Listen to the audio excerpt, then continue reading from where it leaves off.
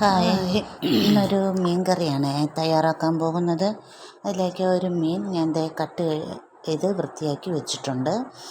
അതിൽ വേണ്ട അരപ്പ് തയ്യാറാക്കാനായിട്ട് തിരുമിയ തേങ്ങ, ഒരു ചെറിയ കഷ്ണം ഇഞ്ചി, 2-3 ചെറിയ ഉള്ളി അരിഞ്ഞത്, 4-5 വെളുത്തുള്ളി, അല്പം കറിവേപ്പില, ഇവയെല്ലാം കൂടെ ചീനച്ചട്ടിയിലിട്ട് വറുക്കണം. അതിൻ്റെ കൂടെ പുളിയും കൂടെ ഇട്ട് വറുത്തെടുത്ത് അരയ്ക്കാൻ നല്ല എളുപ്പമാണ്.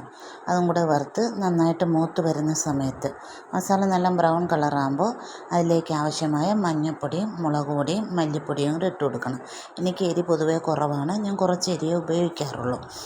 ഇവയെല്ലാം കൂടെ ഇട്ട് തണുക്കുമ്പോൾ മിക്സിയിൽ നന്നായിട്ട് നല്ലതുപോലെ അരച്ച് മാറ്റി വയ്ക്കുക.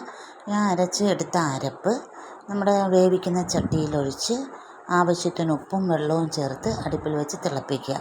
അതിലേക്ക് ഒരു തക്കാളി അരിഞ്ഞതും 2 പച്ചമുളക് അരിഞ്ഞതും കൂടെ ഇട്ട് കൊടുക്കണം. ഇട്ട് തിളച്ച് ഉപ്പ് ഇട്ടാണ് വെക്കേണ്ടത്.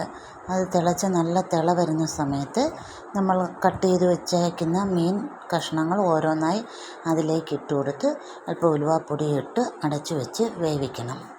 അത് വെന്ത് നമ്മുടെ പരുവത്തിനുള്ള ചാറ് കുറുകി വരുന്ന സമയമാകുമ്പോൾ നമുക്ക് തീ ഓഫാക്കാം.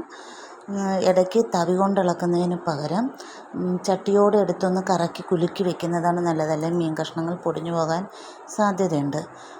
അങ്ങനെ ഇറക്കി വെച്ചിട്ട് നമ്മൾ സാധാരണ കടുക് താളിക്കുന്നത് പോലെ ചെറിയ ഉള്ളിയും കടുകും വറ്റൽമുളകും കറിവേപ്പിലയും എല്ലാം കൂടെ വറുത്ത് അതിലേക്ക് ഒഴിച്ചെടുത്താൽ നമ്മുടെ അസലായ മീൻ കറി റെഡിയാവുന്നതായിരിക്കും.